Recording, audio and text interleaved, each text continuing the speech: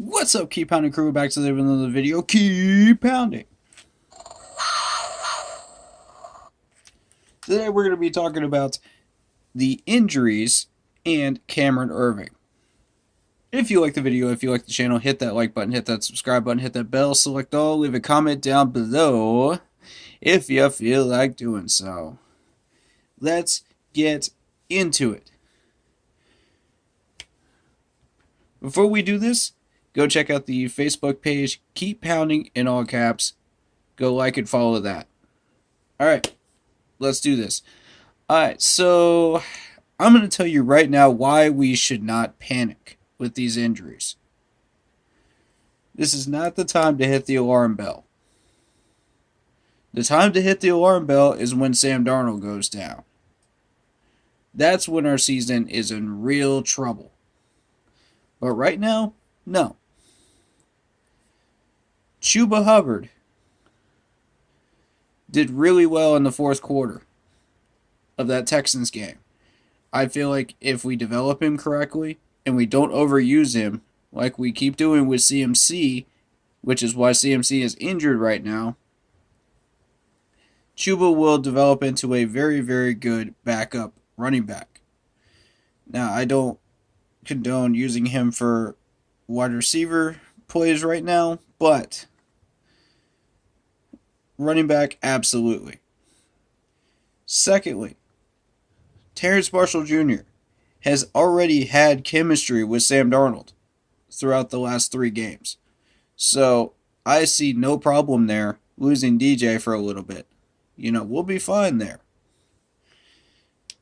Now, Melvin.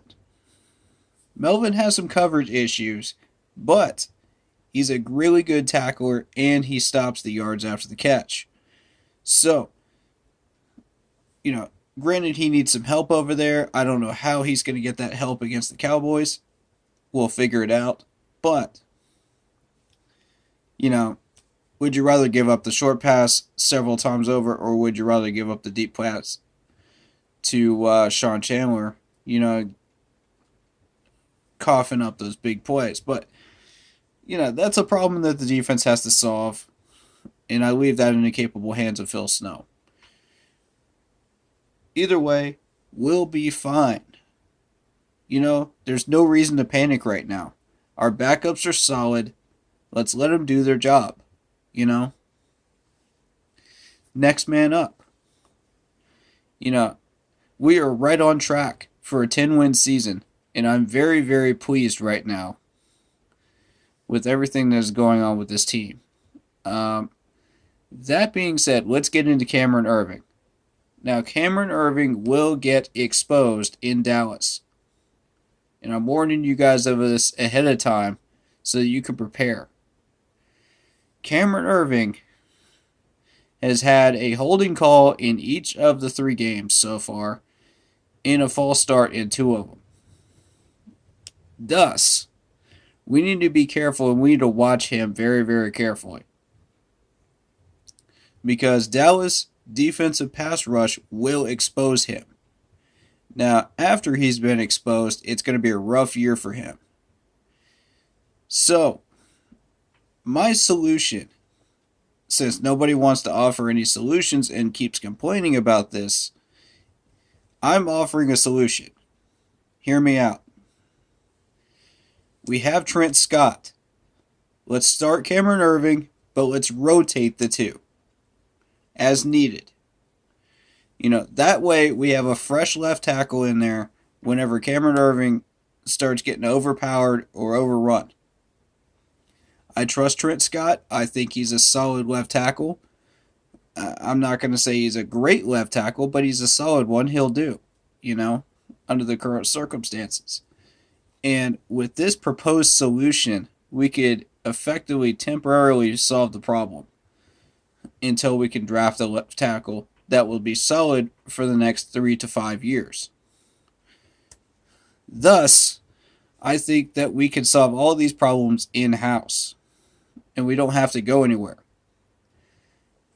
Now, I did some thinking also on the offense, and I was looking at the offense last year versus this year, And the difference is Curtis Samuel. We are averaging about 24 points per game thus far on offense. Now, last year, we were averaging a lot more than that with Curtis Samuel. Curtis allowed us to open the playbook and allowed us to use all our tools effectively. We are not throwing the ball to Robbie, which concerns me. Now, a lot of that time, Robbie is one-on-one on an island with the corner. So, my concern is, how do we start opening up this playbook if we can't get anything going with Robbie? So, that's a question that I proposed to the management. Let's see what they think about it.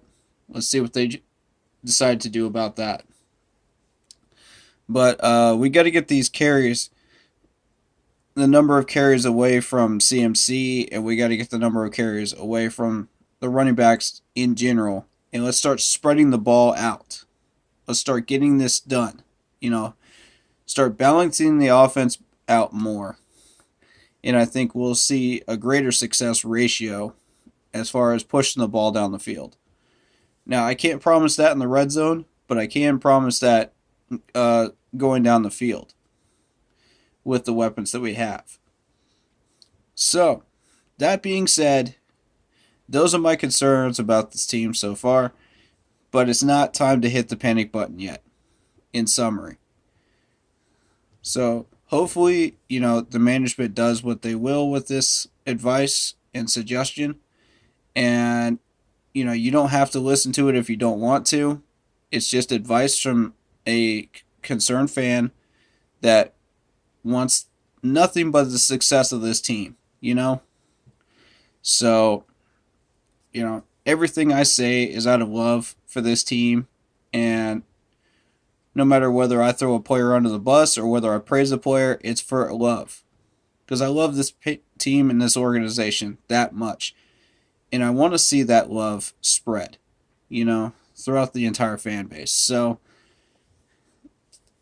hopefully you'll take my suggestion. If you don't, you've been warned that something might happen with him. So, nothing else I could do. But if we start to see problems with Cameron Erving, please do repost this video to whoever will look at it. And recognize that anyone that has doubted that there's going to be a problem with him, this video is proof that I've called it out way before everybody else has, and it wasn't even me that actually recognized this problem. It was one of my YouTube subscribers, and if it was you, come forward, say something in the comments so we can recognize you properly and give you proper due respect for calling this out way early on during the first 2 weeks. That being said, thank you very, very much for watching. I appreciate all of you. If you haven't subscribed yet, please do. We welcome all 32 team fans. We are inclusive, we are optimistic, and we are realistic on this channel. So, that being said, thank you very much, and I hope this video finds you happy, healthy, and well. Keep pounding!